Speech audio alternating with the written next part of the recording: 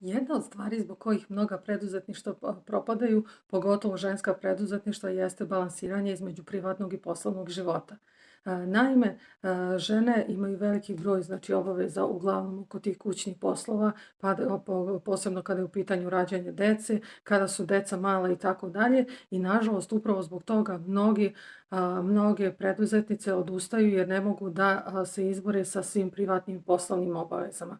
Ja sam znači u preduzetništvu već 13. godinu. Drugu ćerku sam rodila kada mi je posao bio, da kažem, u punom razmahu, u punom procatu, to je prvih onih nekoliko godina. Zahvaljujući suprugu, zahvaljujući podršci znači moje porodice i mog tima, uspjela sam da prevaziđem sve te stvari. Zašto? Zato što sam čvrsto verovala u cilj, čvrsto sam verovala u uspeh svog poslovanja. Ako i vi imate takve nedoumice, ne sekirajte se. Dovoljno je samo da pratite svoje impulse, da verujete u posao koji radite, da jednostavno svaki dan dosledno radite u ostvarenju vaših poslovnih ciljeva i nema greške. Opstaćete jer mi smo vam primjer za to. Vidimo se u sledećem videu.